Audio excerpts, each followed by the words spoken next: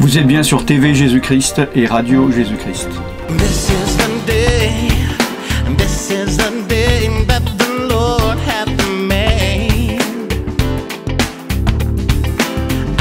Bonjour, je suis serviteur de Dieu Alan Rich du ministère Centre Partage.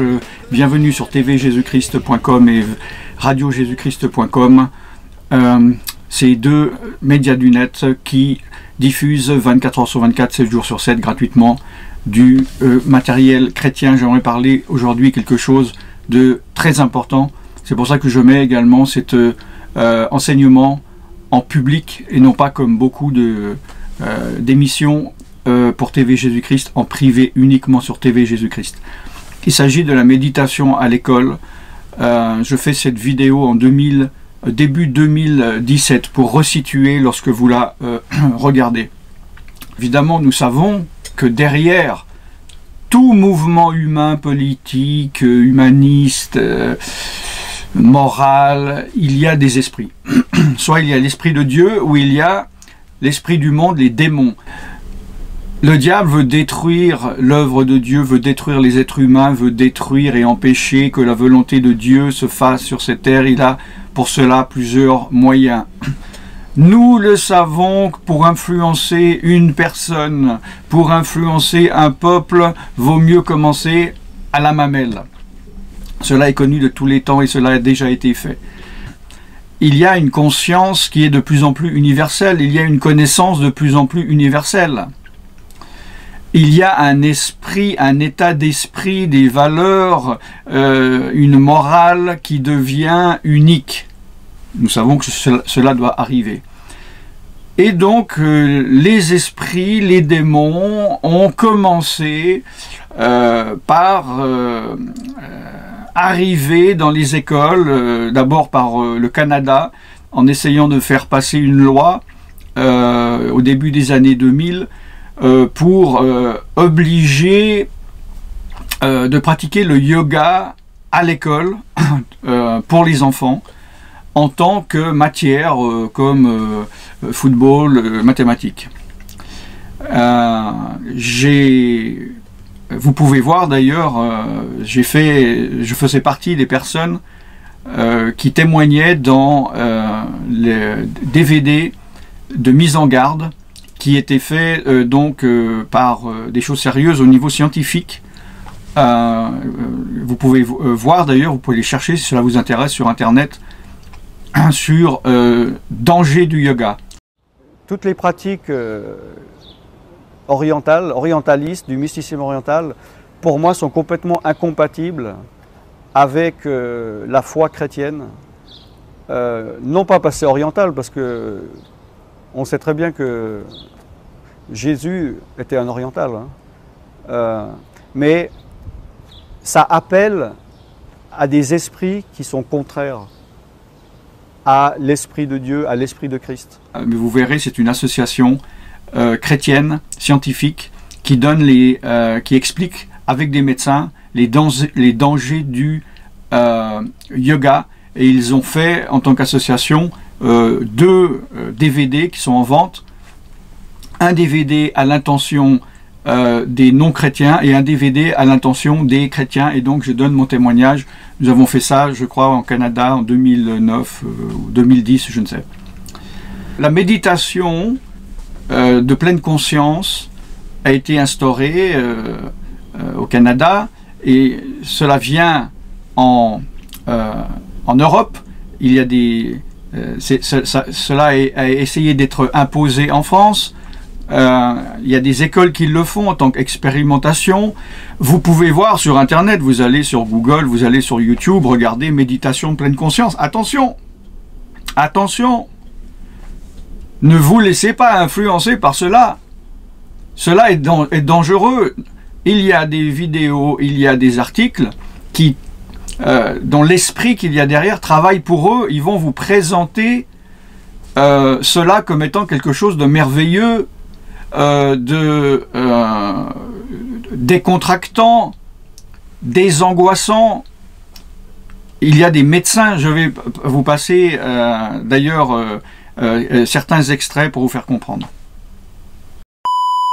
Bonjour, vous êtes psychologue, spécialiste de la pleine conscience, donc on vient de voir l'exemple du Canada. Alors vous écrivez que la pleine conscience fleurit en Europe. Quels sont les pays qui sont précurseurs dans ce domaine? Alors en Europe, il y a beaucoup les Pays-Bas, puisqu'il y a eu énormément d'initiatives aux Pays-Bas et beaucoup d'écoles qui ont adhéré à ces pratiques, qui sont des pratiques accessibles à tous, qui sont des pratiques laïques, qui sont des pratiques contemporaines et qui sont des pratiques d'une incroyable efficacité. Un peu l'Angleterre, un peu la Suisse, un peu la Belgique et petit à petit en France. Alors, décrivez-nous un exercice de pleine conscience. C'est quoi, précisément? Parce qu'on parle de pleine conscience, de méditation, il y a une terminologie un peu différente.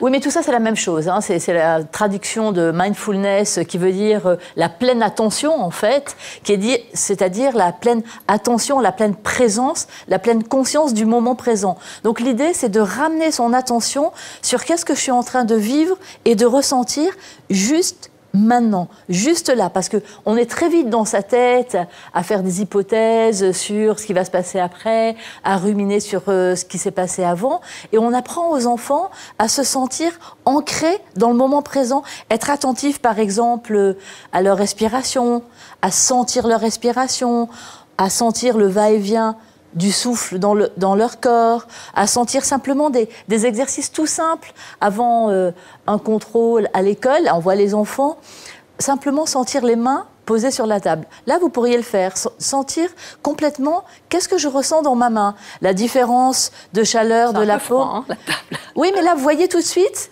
quand vous dites c'est un peu froid, vous mettez du cognitif, vous mettez du mental, c'est-à-dire vous mettez de l'analyse. Et là, on voit à quel point on est dans des automatismes et que tout de suite, on analyse. Le projet, l'invitation de la pleine conscience, c'est de revenir aux sensations. C'est-à-dire, OK, vous avez dit c'est un peu froid, et bien vous revenez. Qu'est-ce que je ressens ? Ça change quoi concrètement, par rapport à l'apprentissage ou par rapport au comportement de l'enfant?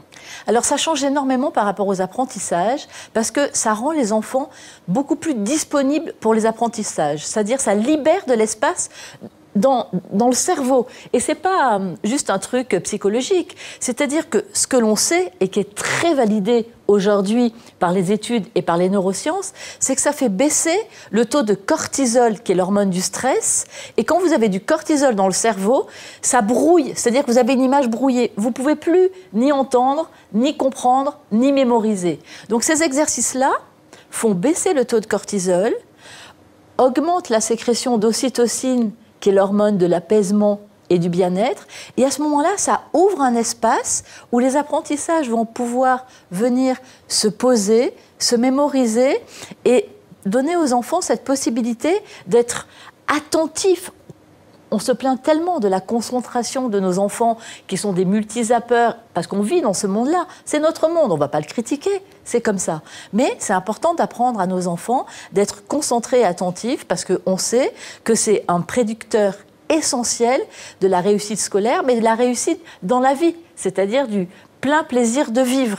Donc ça apporte un outil d'apaisement, mais aussi au niveau des relations entre les enfants, c'est incroyable comme ça permet de Vous dites aussi modifier. que ça élargit la dimension du cœur, que ce soit dans le cadre de l'altruisme, la générosité. Oui, mais simplement de la bienveillance, c'est-à-dire bienveillance, c'est bénévolin, c'est vouloir du bien pour les autres, mais se vouloir du bien à soi-même, se faire du bien, être beaucoup plus ouvert à ce que sont les autres, à la présence des autres. Ça améliore dans la cour de récréation la fluidité dans les relations, ça apaise considérablement la violence.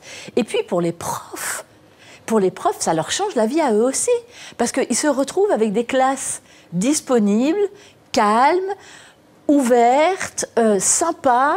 Donc vraiment, c'est un bénéfice pour tous et pour les parents. Enfin, c'est vraiment une alchimie positive et qui est tellement simple à mettre en place. Alors, tellement simple à mettre en place. Alors pourquoi ce n'est pas proposé précisément dans les écoles maternelles, primaires, au collège, au lycée? Pourquoi est-ce qu'il n'y a pas d'enseignement systématique de la pleine conscience aujourd'hui? Je crois pour deux raisons essentielles. D'abord parce que ce sont des pratiques qui sont récentes, c'est-à-dire dans leur version justement contemporaine, laïque et épurée de toute connotation religieuse ou spirituelle, et qu'il y a un frein, parce qu'il y a encore beaucoup de mythes autour de ça, et qu'on a peur des sectes, qu'on a peur des choses qui n'ont rien à voir avec ces pratiques-là.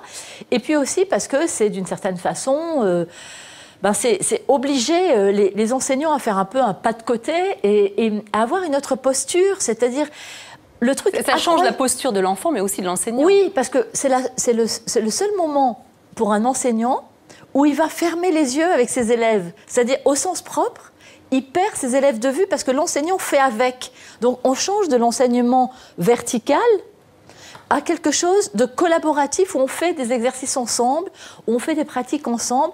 Et quand l'enseignant ferme les yeux, que les élèves ferment les yeux, eh bien à ce moment-là, il y a beaucoup plus d'estime pour l'enseignant parce que l'enseignant fait confiance à ses élèves.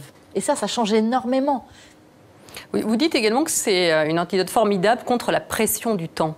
Oui, parce que quand on voit les enfants qui sont exsangues dans leur semaine, bien sûr, ils ont leur temps scolaire qui est déjà extrêmement long, hein, et en France, parmi les plus longs d'Europe, on le sait. Et ensuite, c'est le stress de vite, vite, vite, les devoirs pour le lendemain, vite, vite, vite, il faut dîner, vite, vite, vite, il faut se coucher. Ce qu'un enfant entend le plus dans sa vie, c'est « dépêche-toi ». Vite, dépêche-toi, c'est l'heure de se lever, dépêche-toi de prendre ton petit-déj, dépêche-toi de t'habiller, dépêche-toi de partir à l'école, dépêche-toi. Et en France, quand on laisse un enfant devant la porte de l'école, qu'est-ce qu'on lui dit? On lui dit « bon courage ». C'est quand même extraordinaire. Au Québec, on voyait un reportage, on leur dit « have fun ». C'est quand même déjà dans l'idée très différent. Donc la pression du temps, on la subit tous, nous en tant qu'adultes, on vit dans un temps accéléré, et les enfants la vivent aussi, et la pression est présente à tous les niveaux. Et c'est vrai que c'est...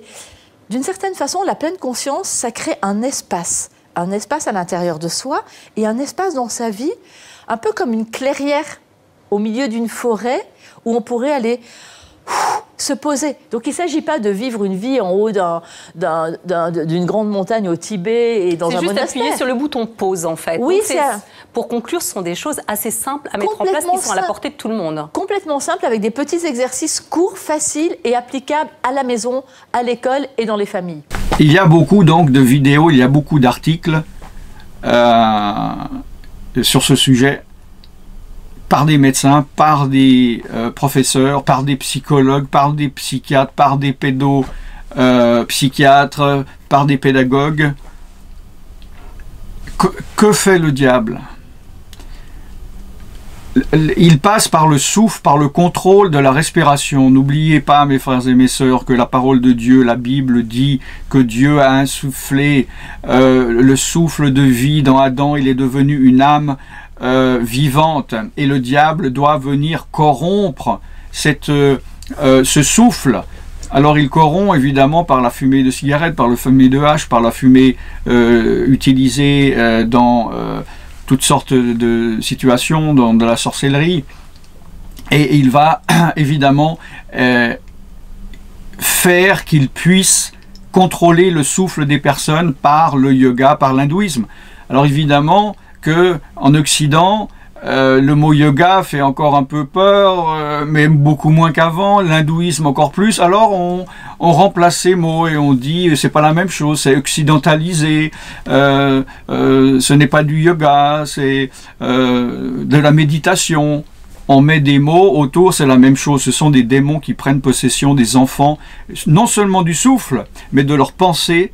Vous voyez ces enfants qui laissent entrer le matin les esprits en eux, et en soi-disant en leur donnant plus de concentration, en fait ils les contrôlent pour pouvoir les manipuler évidemment, puisque là nous voyons arriver les générations.